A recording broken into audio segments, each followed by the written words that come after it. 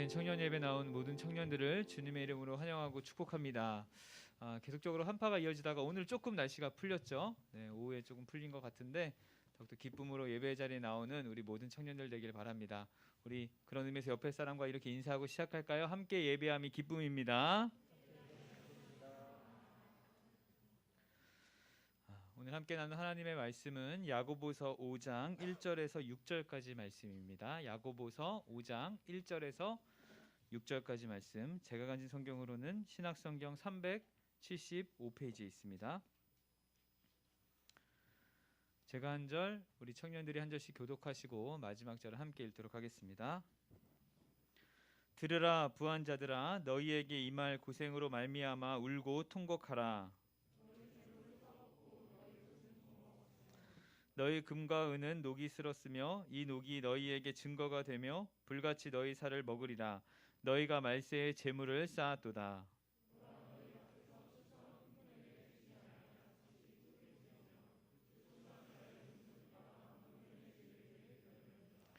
너희가 땅에서 사치하고 방종하여 살육의 날에 너희 마음을 살찌게 하였도다. 너희는 의인을 정죄하고 죽였으나 그는 너희에게 대항하지 아니하였으니라. 아멘. 오늘 본문은 부요한 자들에 대한 경고의 말씀입니다. 그런데 성경에서는 이 부요한 사람을 무조건 정죄하지는 않습니다. 성경에서 가난이 죄라고 말하지도 않지만 반대로 명확하게 이 부유함에 대해서 죄다 이렇게 이야기하지도 않습니다. 그래서 여러 신학자들 사이에서도 이 청빈론과 청부론에 대해서 굉장히 많은 토론이 오고 갑니다. 성경에 보면 하나님의 사람들 가운데서도 어려운 사람들도 많이 있었지만 굉장히 부유한 사람들도 많이 있었습니다. 우리가 잘 알고 있는 대표적으로 믿음의 아버지였던 아브라함도 수많은 가축을 소유했고 종의 숫자가 318명이나 될 정도로 부유한 인생을 살았습니다. 하나님을 잘 경외했던 이 동방의 의인 욥도 양이 7천이고 약대가 3천이고 소가 500이고 암나귀가 500이고 수많은 종을 거느리는 거부였다는 것을 성경을 통해 우리가 확인할 수가 있습니다. 어떤 면에서 성경에서는 물질을 많이 소유하는 것이 하나님께서 주시는 복 중에 하나다 이렇게 우리에게 알려주기도 합니다. 이것은 이 재물 자체가 악이 아니라는 것을 우리에게 알려주는 것인데, 그러면 우리에게 재물이 악이 될 때가 언제일까요? 그것은 바로 우리의 주인이신 하나님을 대신하여 돈이, 이 재물이 우리의 주인 노릇을 할 때 이것이 악이 되는 것입니다. 사람은 유일한 사랑의 대상이신 하나님만을 섬기며 사랑해야 하는데 사랑의 대상이 하나님이 아닌 돈, 재물로 바뀔 때 이 재물이 악이 되는 것이죠. 그래서 성경에서는 돈을 사랑함이 일만하게 뿌리가 된다 이렇게 엄중하게 우리에게 경고하고 있습니다. 재물은 우리가 섬길 대상도 아니고 우리의 최후의 사랑의 대상도 아닙니다. 그런데 사람들은 하나님보다 돈을 더 사랑함으로 죄를 지을 때가 참 많습니다. 오늘 말씀을 통해서 우리에게 주어져 있는 이 재물을 우리가 어떻게 바라보아야 하고 현재 우리 각자가 이 재물을 올바르게 사용하고 있는지 함께 점검하면서 또 돌아보는 복된 시간 되기를 바랍니다. 오늘 1절 말씀 우리 다시 한 번만 같이 읽어볼까요? 1절입니다. 시작.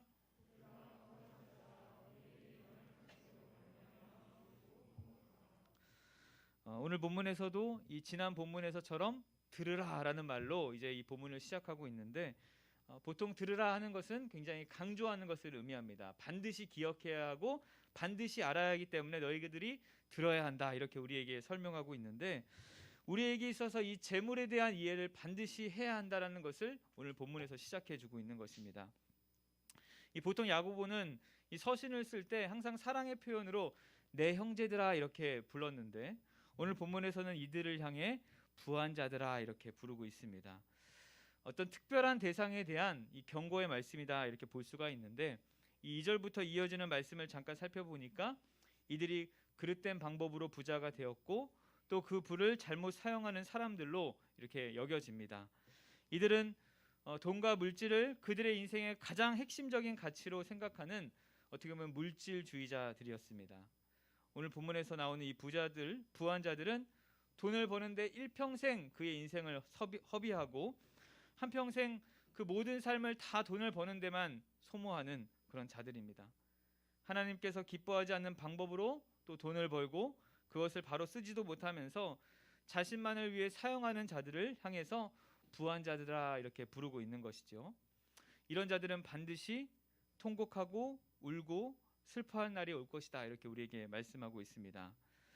우리 사랑하는 우리 청년 여러분, 우리 인생에서 재물은 어떤 의미에서 참 중요한 가치를 갖습니다. 그런데 이것이 우리의 인생의 목표와 목적이 되어서는 안 되는 것이에요. 재물은 우리의 삶의 목적을 위하여서 선하게 사용되어지는 도구로 사용되어야 하는데 이것이 어떤 우리의 인생의 목적이나 목표, 그렇게 우리의 삶의 방향으로 가서는 반드시 우리가 통곡할 날이 올 것이다 우리에게 말해주고 있는 것이죠. 특별히 오늘 본문에 나오는 이 부한자들은 우리가 이미 살펴보았던 이 4장에 나왔던 모든 세상의 계획이 자신대로 이루어질 것이다, 내가 계획한 대로 다 이루어질 것이라 착각하는 그런 사람들을 향해서 말세에까지 계속적으로 자신들이 계획하고 재물을 모으는데 힘을 쓰는 자들을 지칭합니다. 사랑하는 여러분 돈 많이 모으셨습니까? 그런데 돈은 그냥 축적하는데 그 목적이 있는 것이 아닙니다. 물론 우리가 잘 저축을 하고 또 저금을 하여서 올바른 방법으로 사용되는 것은 참 좋은 모습이지만 단지 많이 가지기 위해 계속적으로 쌓는 것은 올바른 행동이 아니겠죠. 하나님은 이 재물들이 잘 사용되어지기를 원하셨지 그냥 쌓아두기를 원치 않으십니다. 이스라엘 백성들이 이제 광야 생활을 할 때 하나님께서 그들에게 먹을 것을 베풀어 주셨어요. 무엇이었죠? 만나와 메추라기였습니다.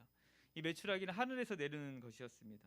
백성들이 하루에 먹을 만한 그 양만 가지고 가야 하는데 어떤 사람이 필요 이상으로 그 만나를 가지고 갔습니다. 그 결과 어떻게 됐습니까? 그 남은 것들이 모두 다 썩어지게 되는 것입니다. 이것은 하나님의 백성이 자기 자신을 위해 많은 재물을 쌓아둘 필요 없다, 하나님의 백성들은 그렇게 자신을 위해 그렇게 노력할 필요 없다는 것을 의미하는 동시에 참된 하나님의 자녀는 그 모든 것 위에 하나님을 의지하고 하나님을 신뢰하는 존재임을 우리에게 알려주고 있는 것이죠. 1절 후반절에 보면 너희에게 임할 고생으로 인하여 울고 통곡하라 라고 이렇게 말씀하고 있습니다. 너희에게 임할 고생은 이제 1차적으로는 AD 70년에 있었던 예루살렘의 이 함락의 사건을 의미합니다. 실제로 그 당시 이제 돈을 많이 모으고 가지고 있었던 이스라엘 사람들이 이 주 70년에 이 로마에 의해서 함락될 때 그 모든 재물이 다 약탈당했습니다. 얼마나 억울하겠습니까? 그동안 모으고 모았던 것이 한순간에 그 전쟁으로 인해서 다 약탈받게 되는 것이죠. 그리고 2차적으로는 우리에게는 이 마지막 날, 심판의 날을 의미하는 것입니다. 그때 우리가 이렇게 자신을 위해 축적하고 모은 돈을 가지고 있는 자들은 슬피 울게 될 것이다 우리에게 말해주고 있죠. 왜 울게 되는 것입니까? 불의하게 모은 그 모든 것은 다 쓸모없게 되기 때문이죠. 세상 사람들은 이 땅의 삶이 끝이라 생각하고 열심히 모으고 살아갑니다. 지금 당장 보이는 것에만 집중하고 계속적으로 모으게 되는 거예요. 오늘 본문에 등장하는 부한자처럼 더 모으려고 그렇게 집중하며 살아갑니다. 심판의 날, 이 종말의 때가 다가오는 그 순간에도 계속적으로 자신의 것을 축적하며 부를 누리며 살아가고 있는 것이죠. 그러나 세상 끝에는 이 모든 것이 다 의미가 없어지는 것입니다. 우리 2절 그리고 3절까지 같이 읽어보겠습니다. 2절에서 3절까지예요. 시작.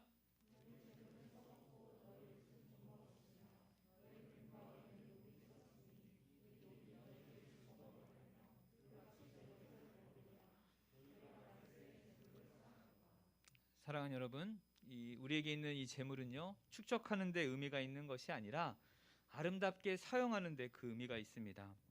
오늘 본문에서도 돈이 축적되기만 하면 녹이 슬고 좀이 먹는다 이렇게 말하고 있는데 돈을 계속 모으다 보면 사용하지 않다 보면 그 돈이 나와 전혀 상관없을 때가 있습니다. 예전에 어떤 분이 돈을 아낀다고 이 택시도 한 번 안 타고 또 맛있는 것도 사 먹지 않고 계속적으로 돈을 모아서 수십억을 모았는데 한 번의 교통사고로 인해 이제 죽게 되는 사건이 일어났습니다. 그런데 그 재산을 가지고 형제들이 재산 분할로 인해서 큰 다툼을 벌이고 있다는 것이 이제 기사에 나오게 되었습니다. 열심히 모으고 그렇게 악착같이 모았는데 그 돈이 그와 무슨 상관이 있겠습니까? 오히려 죽은 후에 형제들끼리 다툼을 벌이게 되는 그런 도구로 전락하게 되는 것입니다. 가장 쓸모있다고 생각했던 그 재물이 가장 쓸모없는 것이 되어버리는 것입니다. 사랑하는 여러분, 그냥 단지 돈을 쌓는 것에는 아무 의미가 없습니다. 이 돈을 잘 활용해야 하는 것이죠. 특별히 우리 그리스도인들에게는 하나님께서 우리에게 주신 특별한 선물이라는 것을 기억하고 이것을 잘 활용해야 하는 것입니다. 내가 잘해서 내가 대단해서가 아니라 하나님께서 주신 선물이라는 것을 기억해야 하는 것이요. 그러기에 우리에게 있는 이 재물은 하나님이 주신 재물답게 아름답게 선용되는 데 사용되어야 하는 것입니다. 우리 주님은 우리에게 이 재물을 어떻게 사용하느냐에 따라서 말세에 반드시 심판하겠다 말씀하고 있습니다. 우리가 얻은 그 물질, 또 그 물질을 얻는 방법에 대해서도 반드시 심판하실 거예요. 그리고 또한 그 물질을 어떻게 사용했는지에 대해서도 우리에게 심판을 물으실 것입니다. 누가복음 12장에 보면 예수님께서 이 어리석은 부자의 비유를 말씀하시면서 자기를 위하여 재물을 쌓아두고 하나님께 대하여 부요치 못한 자가 이와 같으니라 라고 말씀하십니다. 자신의 욕심을 위하여 단지 재물을 쌓는 자에 대해서 어리석다 우리에게 말씀하여 주고 계십니다. 하나님께서는요, 우리에게 이 재물을 허락해 주실 때 이것을 단지 우리 혼자, 우리 스스로, 우리만의 만족을 위해 사용하기를 원치 않으셨어요. 하나님을 위해서 또 이웃을 위해서 아름답게 사용하기 위해서 이 재물을 주셨는데 사람들은 늘 자신을 위해서 이 재물을 쌓고 있는 것입니다. 이것이 잘못된 것이죠. 특별히 성경에서는 탐심이 우상 숭배다 이렇게 이야기하는데 그 이유는 자기를 위하여 재물을 계속 쌓으니까 결국에 가서는 그것이 자신의 중심이 되고 자기 우상화가 되는 것입니다. 우상 숭배의 가장 위험한 것이 바로 자기 우상화예요. 자기를 섬기는 자가 가장 무서운 사람입니다. 그런데 오늘 본문에 나오는 부한자가 바로 자기를 섬기기 위해서 계속적으로 재물을 쌓아가는, 그래서 더 나쁜 행동으로 이어지는 것을 오늘 본문에서 볼 수가 있죠. 우리 4절 말씀 계속해서 읽어보겠습니다. 4절이에요. 시작.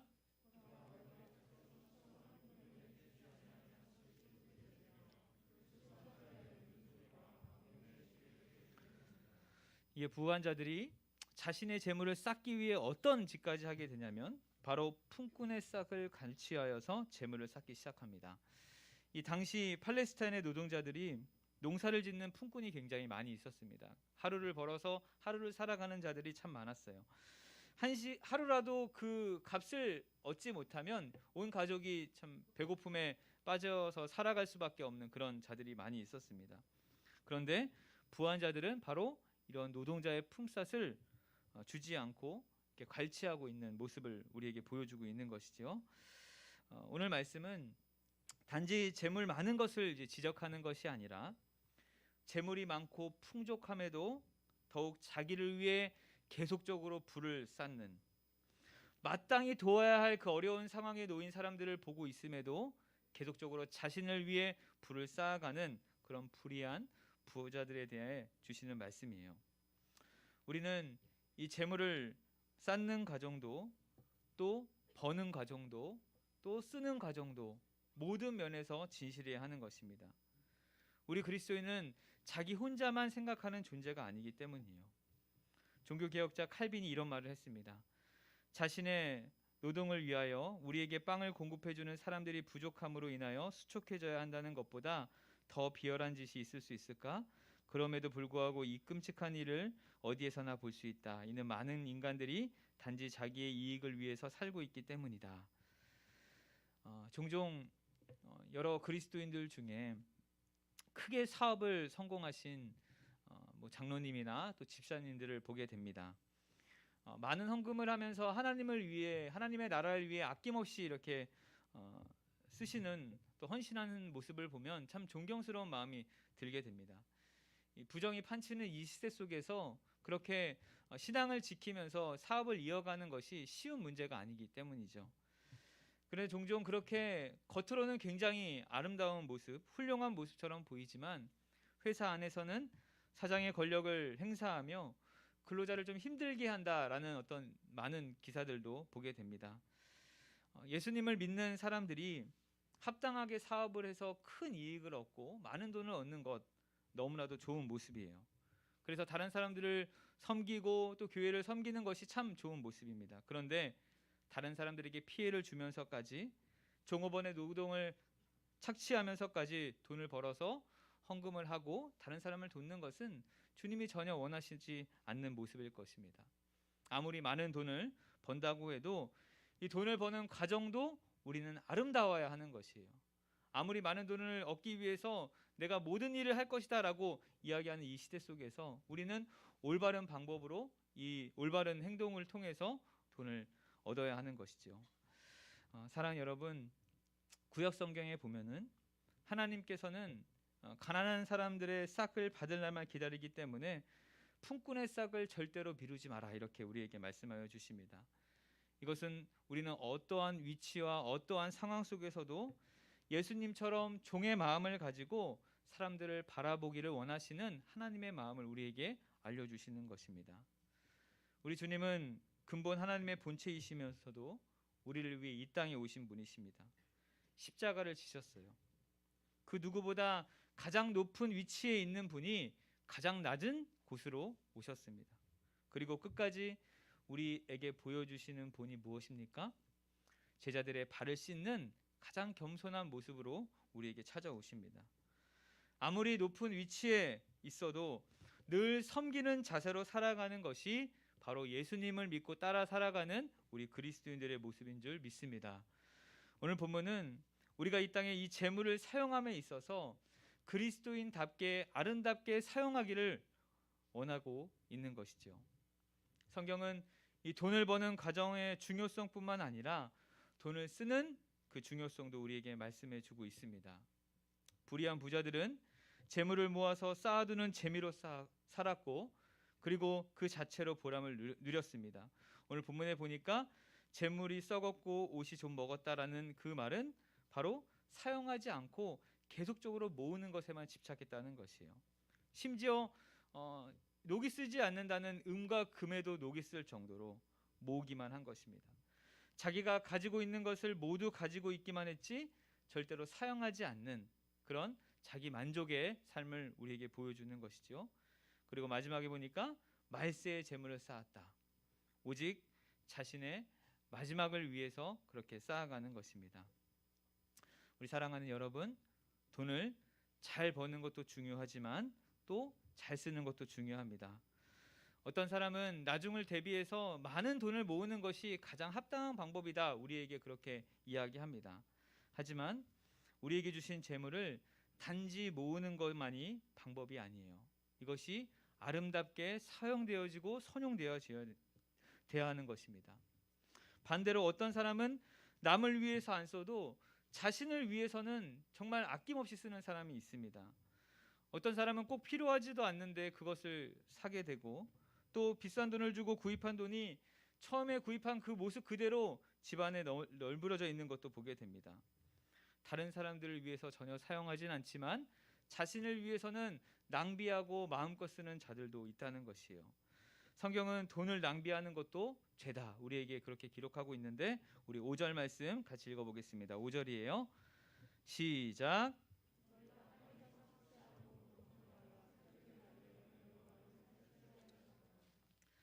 여기서 사치라는 것은 정욕주의와 이기주의를 위한 지나친 어떤 호화로운 생활을 의미합니다.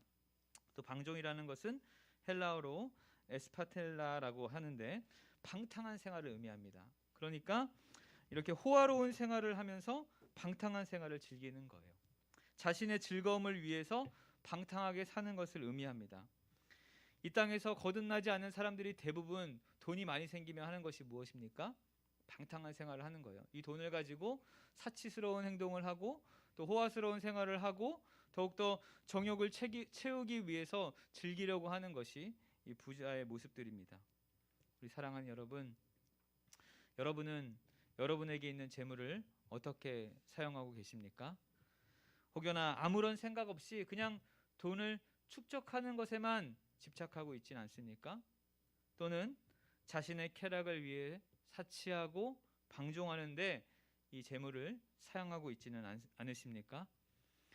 감리교의 창시자였던 요한 웨슬리라는 목사님은 성경의 이 재물관에 대해서 세 가지로 요약했습니다.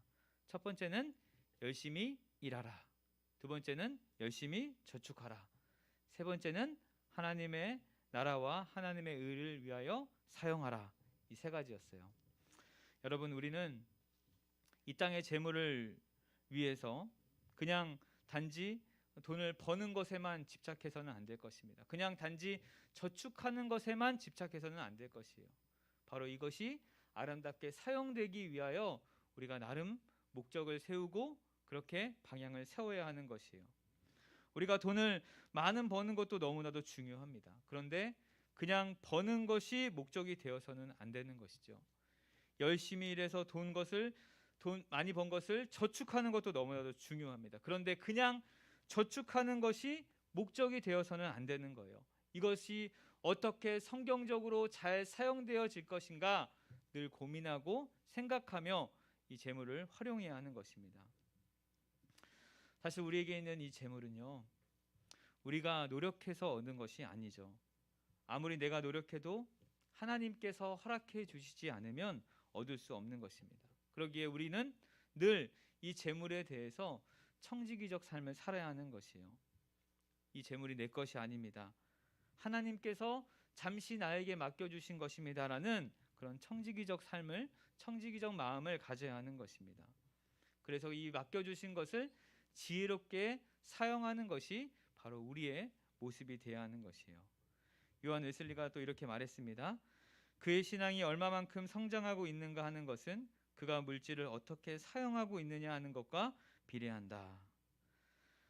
올바른 물질관을 가지기 위해서 우리의 시선을 어디에 두느냐가 너무나도 중요합니다. 계속해서 이야기하지만 돈을 많이 버는 것이 나쁜 것만이 아닙니다. 열심히 노력해서 정당한 방법으로 많은 돈을 버는 것은 좋은 일이에요. 그러나 나의 시선을 그곳에 두지 마시고 우리 주님께 두시길 바랍니다. 이 세상에는 가난하지만 저 세상에는 부자인 사람이 있어요. 반대로 이 세상에는 굉장히 부자이지만 저 세상에는 가난한 사람이 있어요. 가난한 것이 반드시 저주가 아니고 또한 부한 것도 반드시 축복이 아닙니다. 문제는 우리가 이 땅에서 어떤 태도로 물질을 소유하고 물질을 사용하고 있느냐라는 것이에요. 우리가 붙들고 있으면 반드시 잃어버리게 됩니다. 그러나 우리 주님께 드리면 우리가 얻게 됩니다. 하나님의 나라와 의를 위하여서 드려진 그 모든 것은 하나도 잃을 것이 없는 것이에요. 주님을 사랑하는 사람에게 있어서 주님의 일을 위하여 드리는 그 모든 것은 영원히 얻는 것과 같습니다. 우리 사랑하는 남서울 청년 여러분, 여러분에게 주어진 재물을 잘 사용하기를 축복합니다. 하나님께서는 주신 그 재물을 가지고 아름답게 사용되기를 원하고 계십니다. 우리 주님이 우리 그리스도인들에게 재물을 주신 목적이에요. 우리는 하나님의 청지기로서 그 목적을 이루며 살아가야 하는 것입니다. 여러분, 교회에 헌금도 할 수 있으면 인색하지 않게 하기를 바랍니다. 기쁨으로 하기를 원합니다.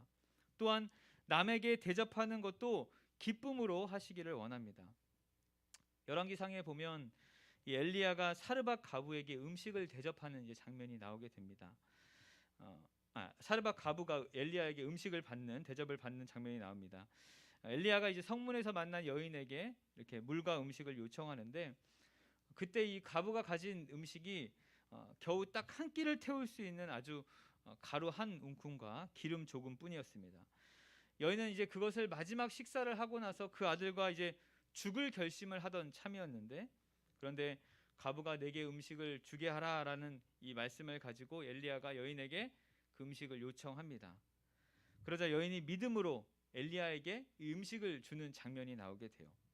그렇게 하나님이 약속대로 먹을 것이 떨어지지 않는 기적을 이제 그 이후에 이 사르밧 가부에게 베풀어 주십니다. 엘리야를 대접했던 여인, 아마 하나님을 잘 알지 못했을 것입니다. 사르밧이라는 지역이 하나님을 아는 그런 지역이 아니었기 때문에 그가 어떤 믿음으로 이 엘리야에게 음식을 대접했는지는 우리가 정확하게 알 수는 없어요. 그런데 단 한 가지, 그가 자신이 소유한 마지막의 것을 누군가에게 대접했기 때문에 이제 이후에 평생 동안 마르지 않는 그 음식을 먹게 되는 놀라운 축복을 얻게 되는 것입니다. 여러분, 어떤 경우에도 자신이 많이 갖고 있거나 적게 갖고 있거나 남을 대접하는 것은 쉬운 것이 아닙니다. 그러나 우리는 나눔으로 인해 더 풍성한 것을 얻게 되는 것이에요. 왜냐하면 우리 주님께서 그 모든 것을 다 지켜보고 있기 때문인 줄 믿습니다. 우리 옆에 사람에게 한번 이렇게 이야기할까요? 오늘 저녁 내가 사줄게.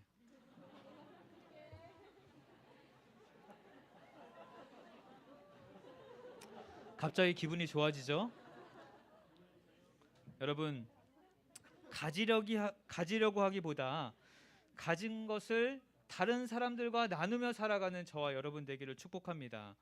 우리의 것을 비우며 살아갈 때 하나님께서 오히려 채워주시고 공급해주시는 놀라운 은혜를 여러분들이 반드시 경험하게 될 줄 믿습니다. 말씀을 마치기 전에 우리가 청년의 때 우리가 가진 것이 과연 무엇인가 저는 참 많이 고민을 해봤어요. 제가 물론 청년은 아니지만 그 중에 가장 큰 재물이 무엇인가 생각해봤더니 바로 시간이었습니다. 요즘 제 아들이 가장 저의 차 옆에 앉아서 이제 여행을 많이 가게 되는데 설날에 이제 어머니 집에 갔다 돌아오는 시간이 있었습니다. 내비를 찍고 이제 오다 보니까 이제 빠른 길을 이제 안내해 주는데 이제 내비를 옆에서 보던 찬이가 이쪽 다른 길로 가면 700원이 이제 절약된다라는 그 글을 봤어요. 이 친구가 이제 돈의 맛을 봐서 700원이라도 아끼자 하면서 일로 돌아가자고 이야기하는 것입니다. 근데 저는 5분이라도 빨리 가기 위해서 이 700원을 내고 이제 그 길을 지나갔습니다. 그리고 찬이에게 이렇게 이야기했어요. 시간은 뭐죠? 금이다. 사랑하는 여러분, 우리에게 주어진 이 시간도 재물처럼 잘 사용해야 합니다. 사람들은 자기 자신을 위해서는 무한정으로 시간을 쓰면서도 다른 사람을 위해서는 그 시간을 사용하지 않으려고 할 때가 참 많아요. 쌓아있는 이 옷은 나중에는 누구에게가 줄 수도 있지만 자기만을 위해 사용된 이 시간은요 절대로 돌아오지 않는 것입니다. 그러기에 저는 우리가 함께 모여 드리는 이 예배 시간이 얼마나 소중한지 모르겠습니다. 하나님과의 교제의 시간, 예배의 시간, 기도의 시간 등등 우리가 이 땅에서 하나님께 드리는 시간은 무엇보다 가치가 있는 것이죠. 우리에게 허락한 시간을 우리 주님께 잘 드리는 저와 여러분 되기를 바랍니다. 또한 자신만을 위해 사용하지 않고 남을 위해 이 시간을 아름답게 사용하는 저와 여러분 되기를 바랍니다. 어제 다들 쉬는 토요일인데 많은 청년들이 함께 이 영등포에 있는 쪽방촌을 다녀왔습니다. 2달에 한 번 가는 곳이지만 우리 청년들이 그 귀한 시간을 내서 그곳에 있다는 것이 참 저에게는 참 은혜가 되고 늘 도전이 되는 시간이에요. 사랑하는 여러분, 우리 그리스도인은 우리 주님이 베풀어 주신 재물뿐만 아니라 또 시간, 또 여러 가지 모든 것들을 아름답게 사용하고 가치 있게 사용해야 하는 존재인 줄 믿습니다. 더 가져라. 내가 번 거니까 마음껏 쓰라. 내 시간이니까 내 마음대로 하라. 이렇게 요청하는 이 세상의 방식이 아니라 나에게 있는 재물뿐만 아니라 나에게 있는 시간, 모든 것이 하나님이 주신 선물이라는 것을 기억하고 주님을 위해 또 다른 사람들을 위해 아낌없이 아름답게 사용하는 우리 귀한 남서울 청년들 되시기를 우리 구주 예수 그리스도의 이름으로 축원합니다. 우리 같이 한번 찬양하고 기도할까요? 세상은 늘 우리를 유혹하죠. 더 많이 가져라, 더 많이 누려라, 너 것이다 이렇게 이야기하는